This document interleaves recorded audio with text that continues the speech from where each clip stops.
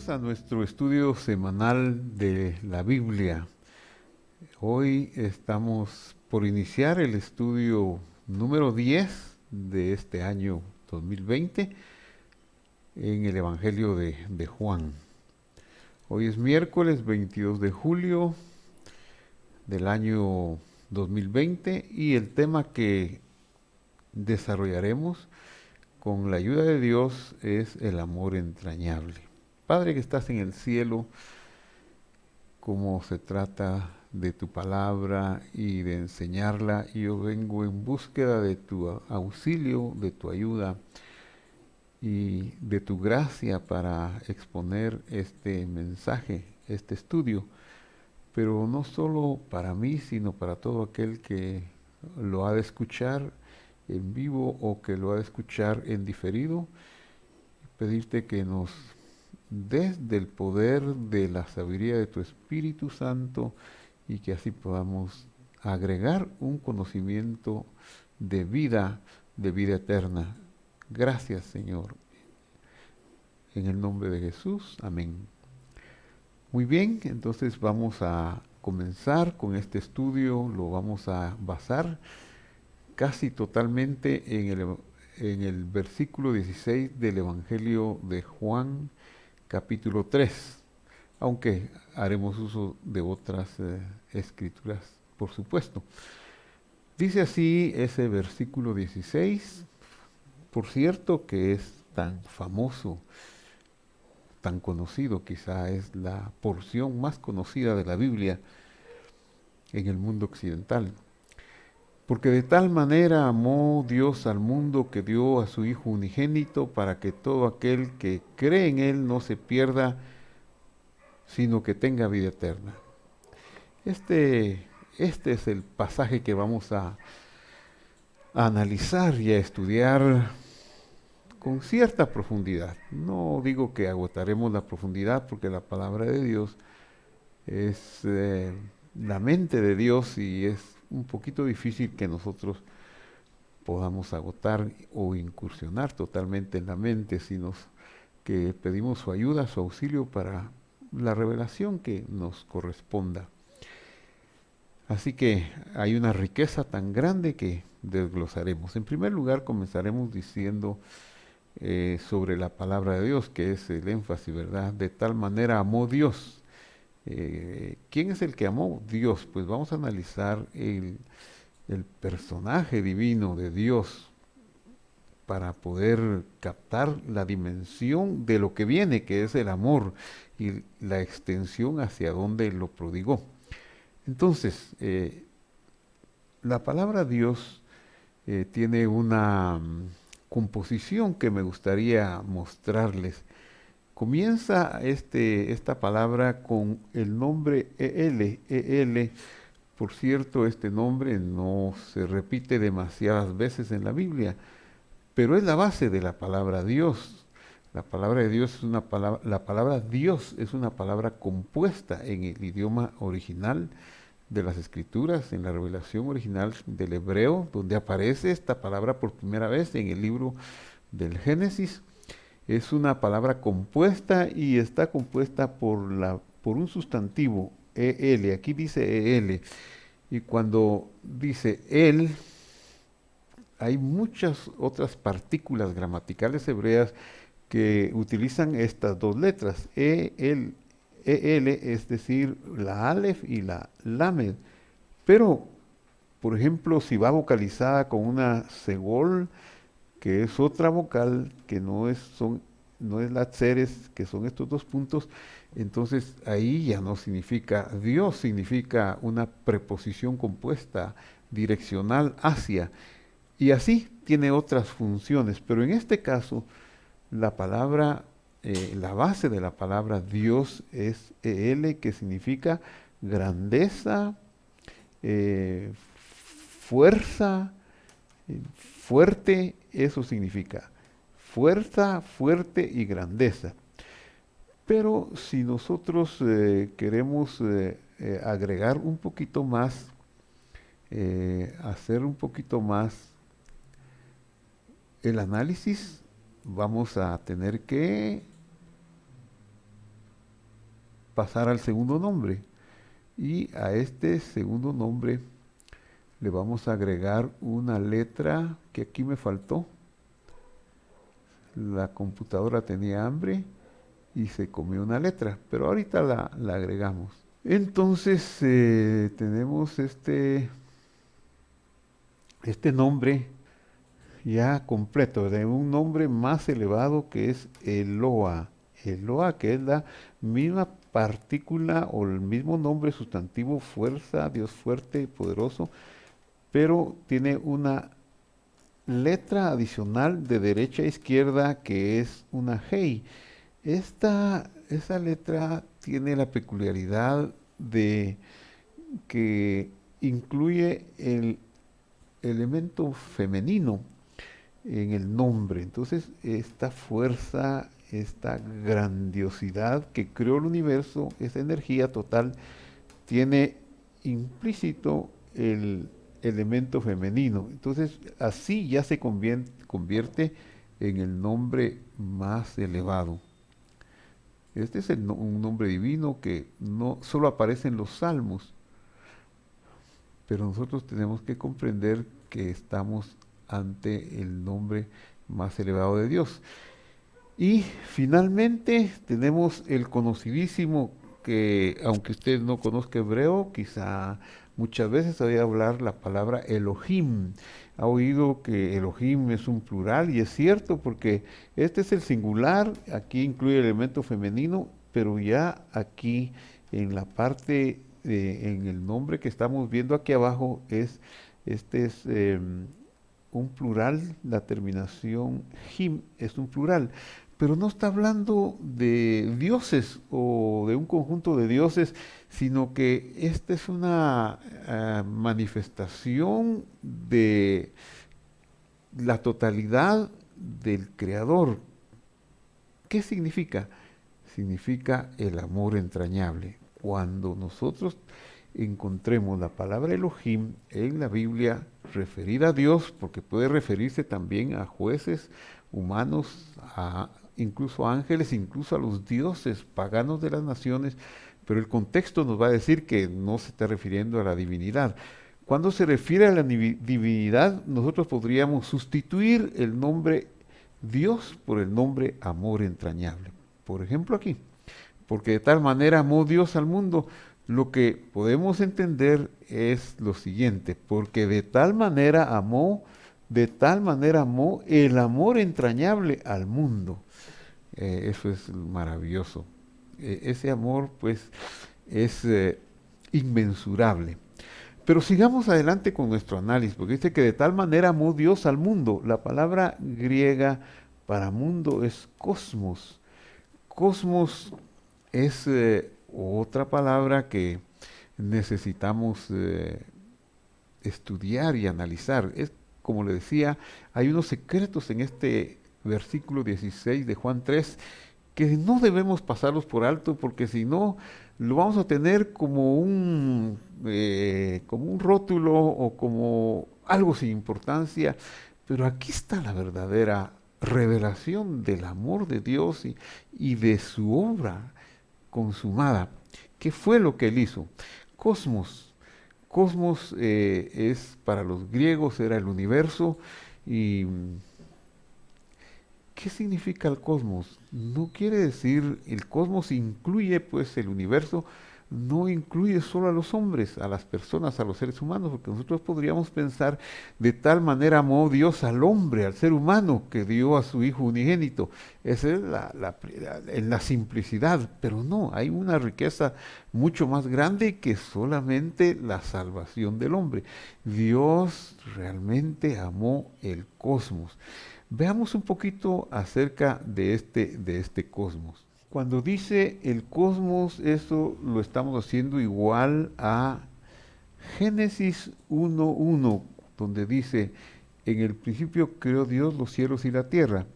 En hebreo dice, Bereshit bara Elohim et hashamayim ve'et haaretz. Entonces estoy tomando la segunda parte del versículo donde dice, et hashamayim ve'et haaretz, que quiere decir a los cielos y la tierra. Dios creó a los cielos y la tierra.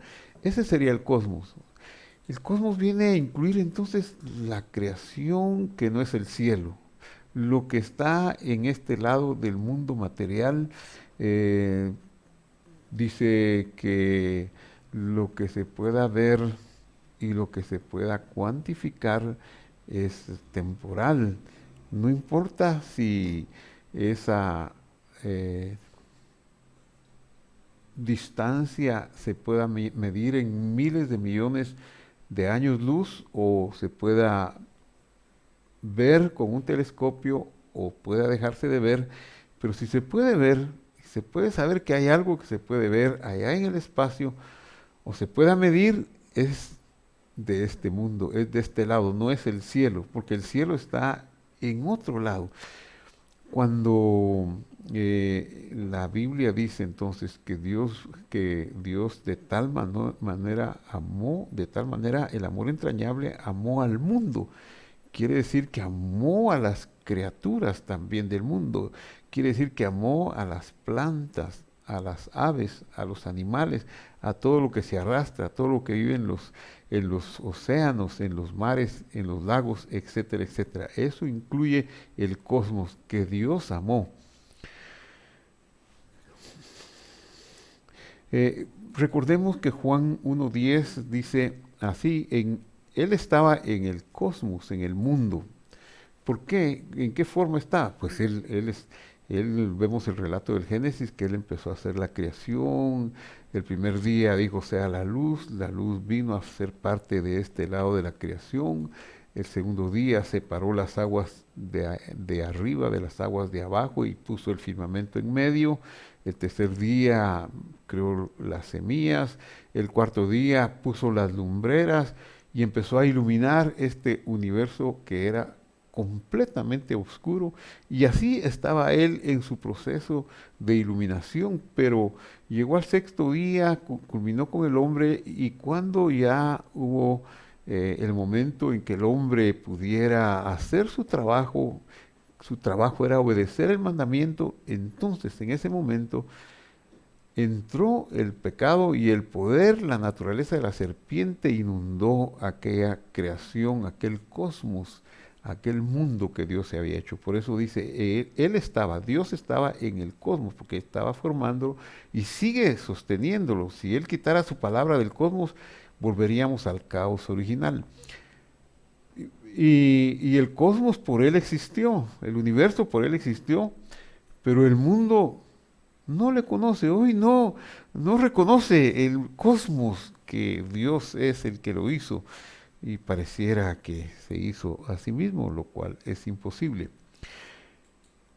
Esto lo podemos nosotros también ver desde el punto de vista ya más referido al planeta Tierra, bueno, a todo, pero el capítulo 8 de Romanos nos da una ventanita que nos puede informar sobre este asunto de la creación. Y dice, el apóstol Pablo dice, porque el anhelo profundo de la creación es aguardar ansiosamente la revelación de los hijos de Dios.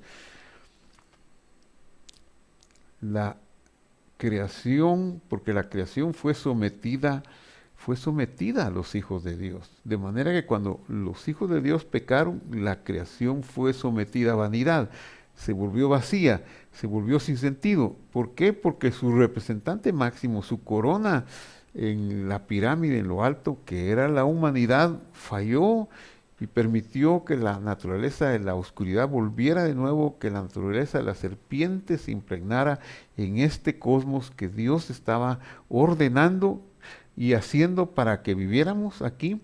Entonces el pecado la vació de Dios y fue sometida a vanidad, no de su propia voluntad, es decir, no pecaron los animales, no pecaron las plantas, sino que pero el hombre estaba en la cabeza, el hombre estaba formado por los minerales, por la energía, las proteínas y todo lo que viene de la tierra a través de las plantas, a través de los nutrientes de la dieta animal también.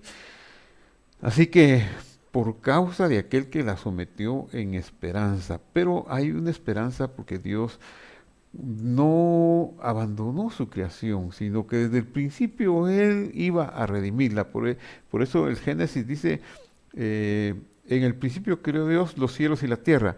Pero si lo vemos un poquito más entendiéndolo en el sistema o en el idioma original, sería, a causa de Dios fueron hechos los cielos y la tierra. Fue Él el que se involucró aunque la serpiente trató de entorpecer y meter su naturaleza de oscuridad, finalmente Dios la habría de redimir, sacaría de esa vanidad a la creación.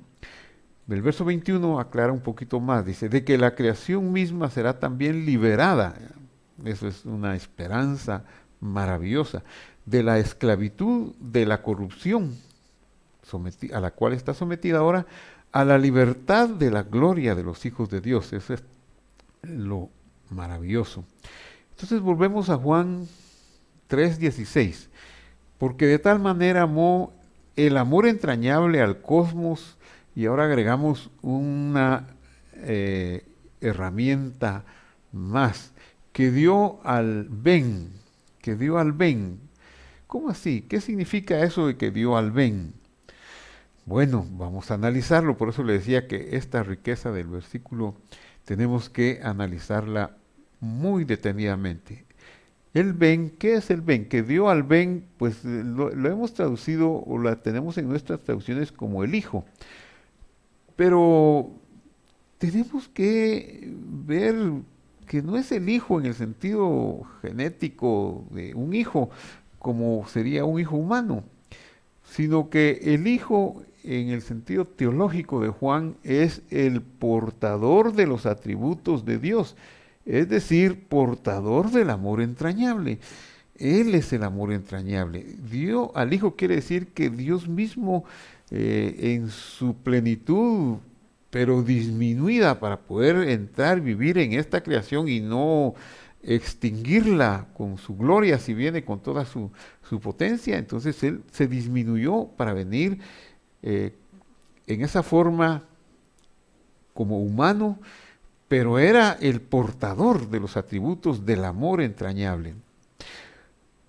Por eso continúa diciendo, porque de tal manera amó Dios al cosmos que dio al portador de los atributos de Dios, del amor entrañable, que le llama el Evangelio, le continúa diciendo que dio al Hijo o al portador unigénito. Pero la palabra unigénito no le hace justicia al original que está en el griego. Más bien debiéramos entender qué significa el original. El original que está en el griego es monogénito, que quiere decir de la misma esencia y naturaleza de Dios. Es lo mismo. Dios en el cielo, Dios allá en el mundo, donde el venidero, donde no hay pecado, y el Ben, el portador, el Hijo aquí, la misma esencia, la misma naturaleza. Entonces, el Ben o el Mesías, este Ben es el Mesías y es la expresión disminuida de la deidad, como lo indican, lo podemos ver. ¿A qué compararé el reino de los cielos? Jesús hizo mucho el énfasis en que entendiéramos las parábolas. Él dijo a sus discípulos, si no entienden las parábolas del sembrador, no van a entender el resto del reino de los cielos, no van a entender cómo funciona. ¿Y qué fue lo que Él les dijo en realidad? El Señor le dijo a sus discípulos, el reino de los cielos es semejante a una semilla de mostaza. ¿Qué significa eso? Es la expresión disminuida de Dios, o sea, la deidad en plenitud está como en la semilla de mostaza, está todo lo que la semilla significa, como en la semilla de mango, aunque sea una pepita que quepa en la mano, tiene todas las condiciones de un árbol frondoso, o el aguacate, o el durazno, o el manzano. En su semilla, aunque sea muy pequeña, tiene todas las peculiaridades del árbol ya desarrollado. De igual manera, Él es la semilla de mostaza o la perla muy pequeña de gran precio o un poquito de levadura que inunda toda la masa, es decir, una pequeña muestra de la deidad entre nosotros. Cuando nosotros lo vemos, uno de los discípulos dice, muéstranos al Padre, le dice. Y él le contesta, ¿qué pasa? ¿Qué te pasa? Si me has visto a mí, has visto al Padre. Porque él era el Padre, Él era Dios, Él era la misma esencia monogénita con Dios, que estaba moviéndose en aquellos lugares y haciendo vivir el reino de Dios entre nosotros, mostrando que se podía cumplir con todos los mandamientos y hacer los milagros que se necesitaran, basados en el amor entrañable. Entonces continúa diciendo el versículo, porque de tal manera, etcétera, etcétera, etcétera, amó Dios al cosmos que dio al Ben, para que todo aquel que exhiba fidelidad por él, la partícula eis es por él, autos por él, o sea, no es para todo aquel que es tan pilas, yo voy a creer, yo creo porque yo puedo más que tú y creí, pero tú no crees porque tú no eres tan bueno como yo. Y entonces no se trata de eso, es que Dios le da la gracia al que va a creer, Dios le regala esa facilidad de verlo a Él. Pero alguien puede decir, no, eso es injusto. No, Dios no tenía obligación con nadie, ni con nadie, pues todos estábamos muertos en delitos y pecados. Pero aquel que que exhiba fidelidad, que dé muestra de fidelidad, por él no se pierda, mas tenga vida eterna. Esta palabra, perder, se parece o se puede entender con la raíz hebrea, la traducción de la raíz hebrea, abad, que significa perecer. Veamos qué significa perecer. Perecer es cesar antes de tiempo.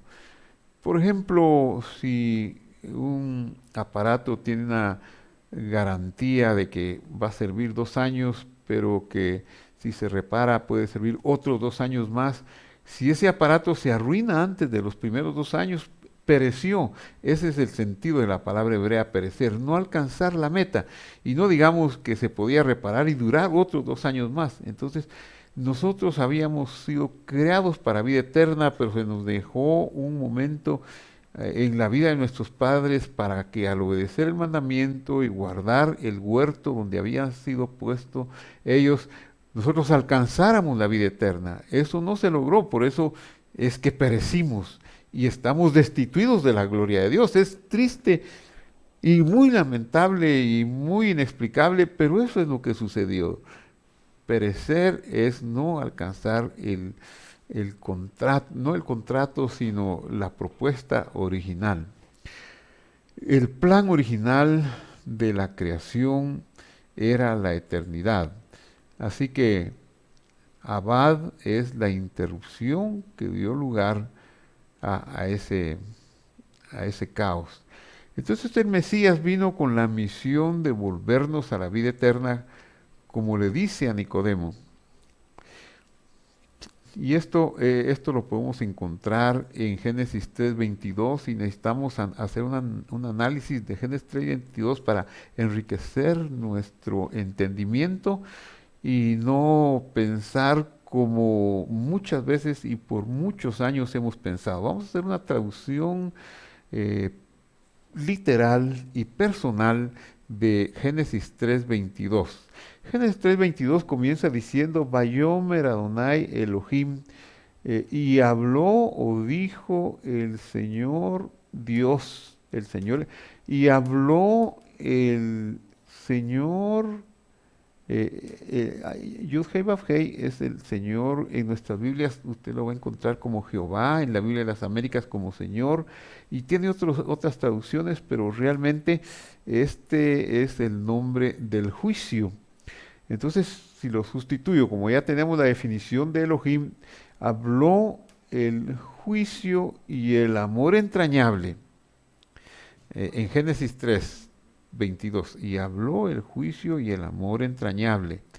Ahí está habiendo una conjunción de dos atributos, el juicio y el amor entrañable.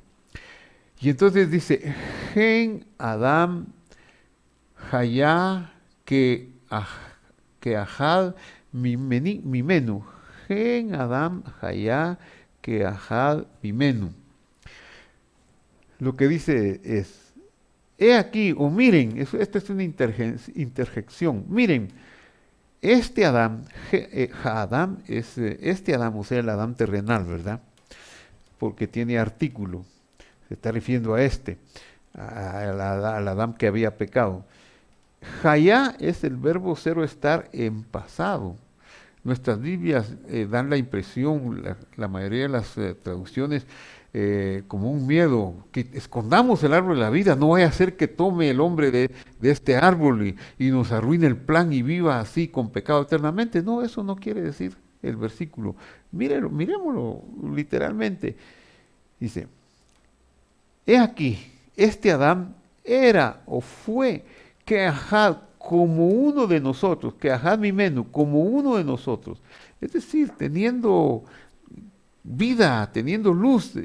Dios decidió en Génesis 1, 26 y 27, dice, hagamos al hombre a nuestra imagen y semejanza. Él le habría de dar el tselem, que era la imagen, y el del mut, que era la semejanza, pero el del mundo sería ya como la vida eterna. Entonces él comenzó por darle la semejanza que era la luz, era un ser luminoso y lo puso en el huerto, pero perdió la luz y ya no alcanzó la semejanza. Por eso dice, era como uno de nosotros, ya había comenzado a ser como uno de nosotros, tenía luz. Y luego continúa diciendo, la Da'at Tov Ra, antes de conocer el bien y el mal. Era como uno de nosotros antes de conocer el bien y el mal. Pero ¿qué pasó, verdad? Beatá pen, aquí está, está toda la frase que voy a traducir, no está en esta diapositiva, no está la traducción, pero la voy a leer en hebreo. Y ahí dice, Beatá pen Yishlach Yadó, Beatá pen Yishlach Yadó, Belakach, Belakach, Gam, Meet Ahayim, Be Ahal, Jase, Leolam. Ahora la traducción de estas frases literales. Y ahora, a menos que envíe su mano y tome también del árbol de las vidas y coma, no vivirá eternamente. Eso es lo que dice aquí. Y ahora, a menos que coma del árbol de la vida y coma, perdón, y ahora, a menos que envíe su mano y tome también del árbol de la vida o de las vidas y coma, no vivirá eternamente. Entonces Dios aquí está viendo una limitación para ese hombre. La limitación es que no va a poder vivir eternamente, a menos que coma, que envíe su mano y coma del árbol de la vida.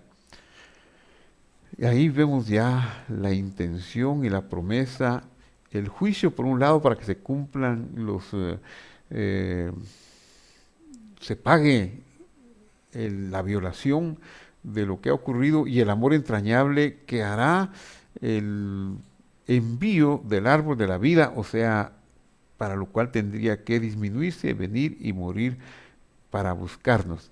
Entonces, dice aquí, desde el huerto, mi Gan Edén, desde el huerto, la Abel,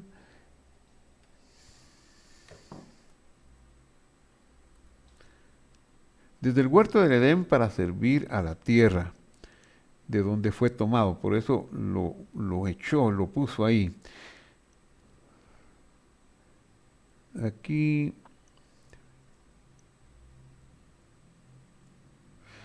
Y luego en Génesis 3:24 sigue diciendo, Vaigaresh et Adán Vaigaresh y divorció a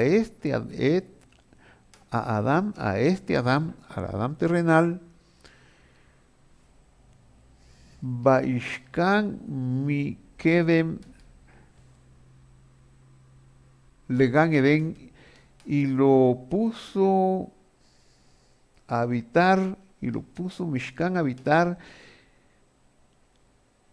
en el huerto del Edén, y a los querubín y al fuego de la espada que se redondeaba para guardar el camino del árbol de la vida. ¿Qué significa esto? Expliquémoslo de esta manera. El hombre le era imposible salir vivo, salir con vida tratando de ir a comer del árbol de la vida. La única manera es que el árbol de la vida viniese a él. Aquí está en una gráfica lo que dice el escrito allá atrás. Y divorció, dice, aquí está el huerto del Edén, aquí está la Adamá, o sea, la tierra cultivable, y este es el no cielo, o sea, el cosmos o la tierra que estaba Dios organizando para que viniera el hombre y la habitara y la llenara de luz, pero que al comer el árbol del mal, por instigación de Satanás, este no cielo o este universo volvió a quedar sin el conocimiento de Dios y alejado de Dios. El juicio, como fue Adonai Elohim, el juicio demandó que hubiese un castigo, y el castigo fue que el hombre fue divorciado del Gan Edén, y el Gan Edén fue llevado al cielo. Y el hombre quedó en la tierra, pero no podía tener acceso al árbol de la vida, que sería lo que le volvería a tener comunión con Dios, porque ya estaba fuera. El huerto aquí está fuera de su alcance. Ellos se salieron para venir a comer del árbol del llamado de la ciencia del bien y del mal, que más bien es el árbol del mal. Y entonces ya cuando él quiso volver para tomar el árbol de la vida, ya no pudo. Es donde dice, y él era como uno de nosotros. Él era, ya no puede venir y volver, porque aquí ya hay una espada revolvente, el fuego, y no puede regresar. Entonces la única solución de salvación era que el árbol de la vida viniera a buscarlo. Eso es lo que dice Juan 3:16. Ese es el mensaje que Dios le da a Nicodemo.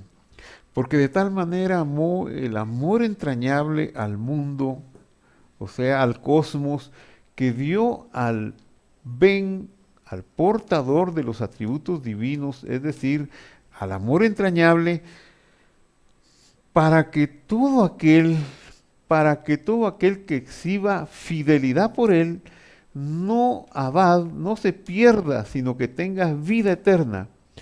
Es decir, el acceso al árbol de las vidas, porque el árbol de las vidas anduvo en los caminos de Galilea, alcanzó a Pedro, alcanzó a Juan, y a los 12, y a los 70, y luego los mandó por todo el mundo, y de esa manera nos alcanzó a nosotros, para que nosotros también tuviéramos la dicha de, por el mensaje de ellos, tener acceso al árbol de la vida. Por eso cuando nosotros agradecemos a Dios, agradecemos por nuestros padres, en cualquier momento que agradezcamos, especialmente después de comer, agradecemos por la tierra que le dio a nuestros padres, por la tierra que le dio a nuestros padres espirituales, que son Abraham, Isaac y Jacob, porque por ellos vino la promesa de la semilla y se desarrolló, y allá en esa tierra vino el Señor Jesús, y luego de ahí los mandó para que fueran a todo el mundo,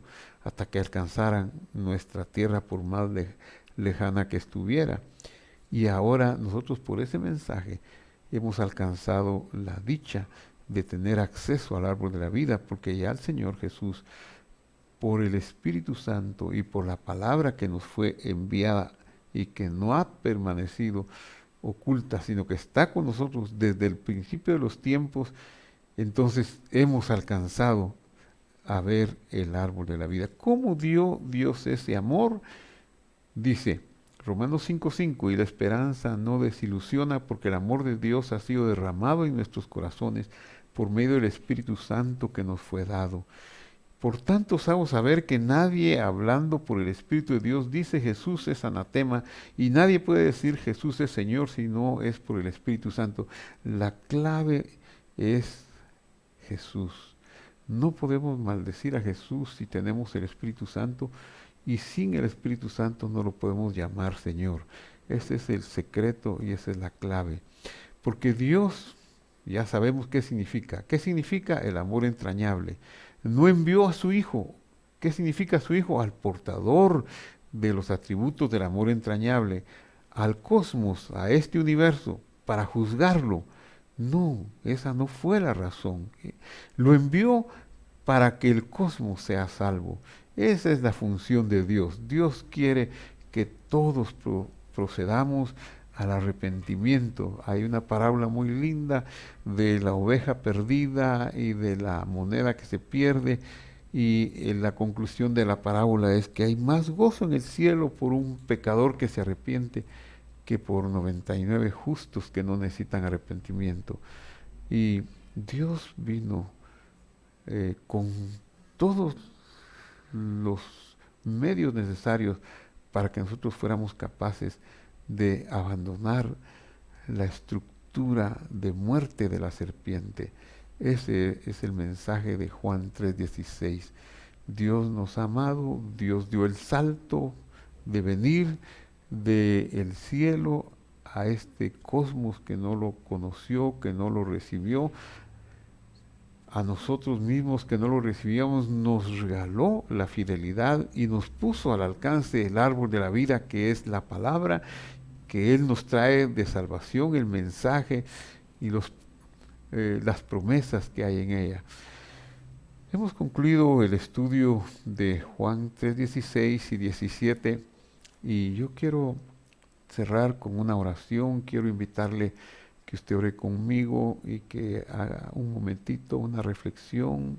Ya explicamos el miércoles pasado lo que significa la oración, que más que pedir es una reflexión. Yo le invito a reflexionar si usted cree en Dios o no cree en Dios, si usted ha alcanzado ese toque o no. Y si usted siente que no, pero tiene el deseo, tiene un vacío en su corazón y quiere llenarlo, el vacío que tiene es el árbol de la vida, que es Jesús y su palabra, que no ha comido. ¿Y usted lo quiere comer? Bueno, dígale: Señor Jesús, yo no merezco pedirte nada. Yo no vengo aquí porque tenga algún derecho.